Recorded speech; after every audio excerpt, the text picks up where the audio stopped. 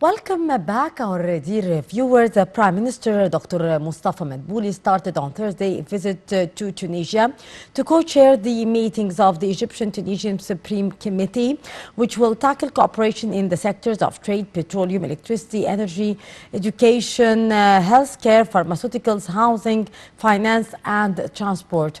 To shed more light on the issue and the current visit by the Prime Minister to Tunisia, we are very much delighted to be joined over the phone by our very dear guest, Ambassador Gamal Bayoumi, former Assistant Foreign Minister. Good morning, Mr. Ambassador. Good morning to you.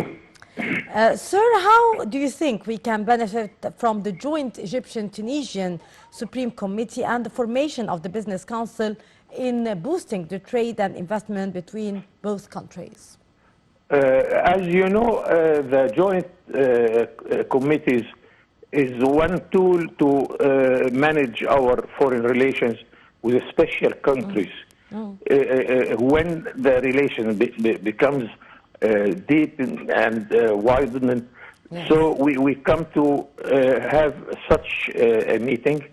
As you can realize that the Prime Minister is there with 5-6 ministers of different sectors. Yes. In order to cover all the dimensions of our relations.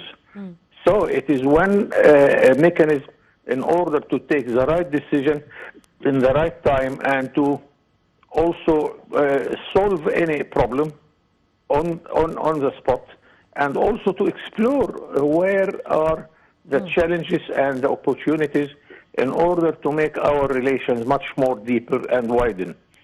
And following the news, you will realize that there are many files to be discussed there. Yeah. On the international level, on the regional level, and the bilateral level. Much more important, the problems in the Arab dimension also. We are not happy with what is going on in Libya, and Libya is neighbor to both Egypt and Tunisia. Indeed. We are not happy with what is happening in Syria and Lebanon. Yeah. We are not happy with what is happening in Sudan. So we are discussing these matters in order to help our brothers in all these countries in order to come to reason and to come to one united country. Yeah. And I think Tunisia is a very acceptable face. Egypt is the largest country in the Arab world.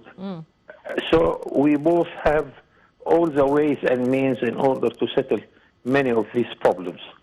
As of the bilateral relations, I am happy because we started the relations since decades, of course, under the umbrella of the League of the Arab States.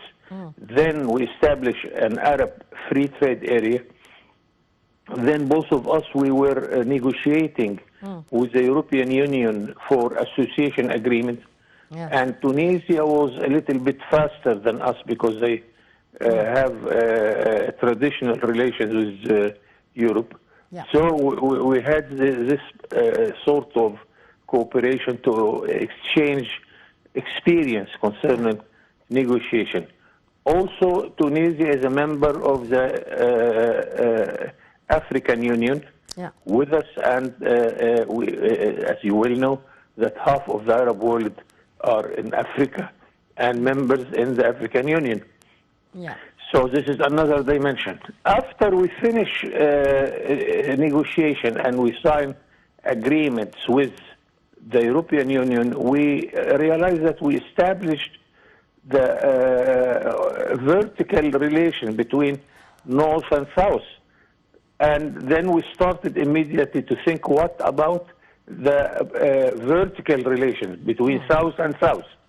So we signed another agreement, the most recent one, which is Agadir Declaration.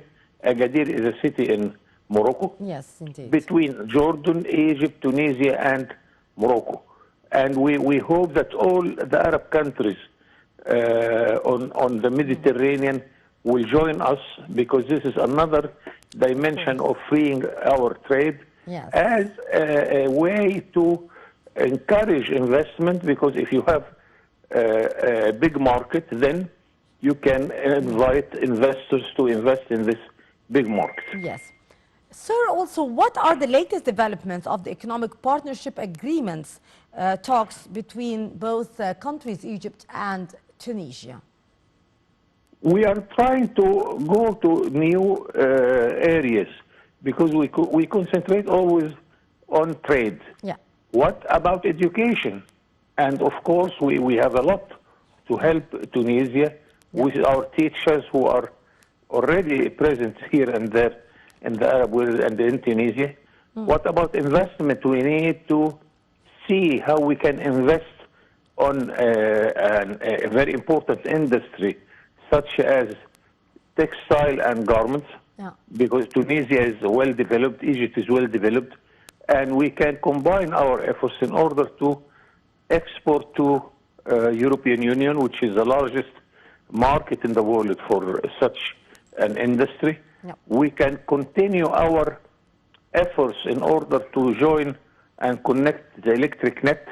As you well know, we have a huge project in the Arab world to join electric net from Baghdad in the east up till Casablanca in the west, passing by Libya, passing by Tunisia.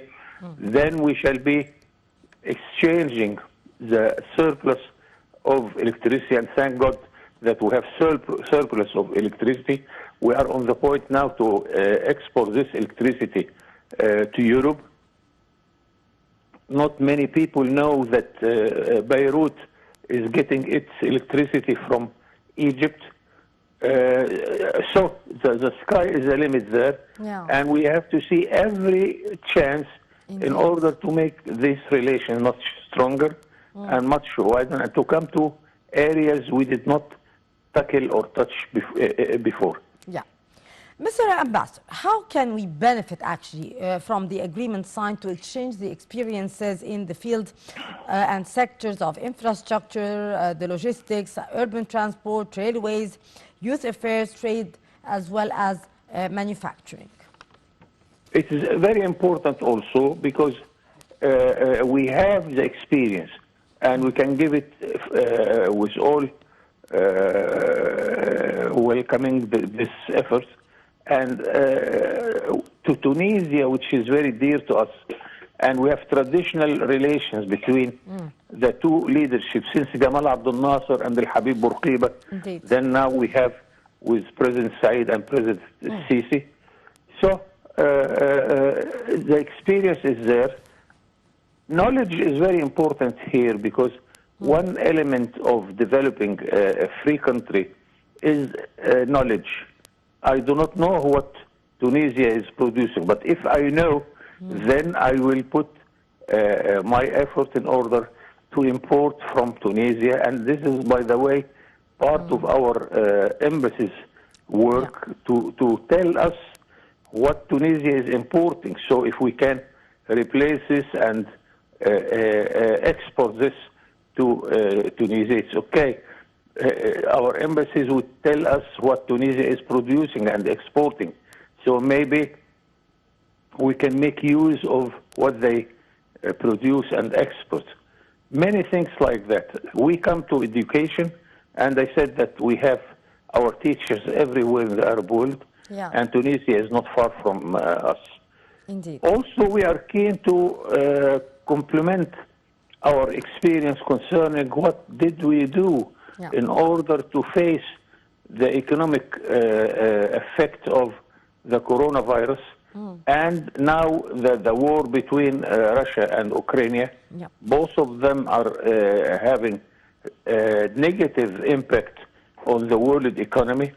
But Egypt is one rare country who succeeded to bypass all these problems thanks to our economic reform, which we started early enough, and it was a courageous step, thanks to the Egyptian people who understands what the leadership is aiming at, thanks to the leadership which talk to us every now and then.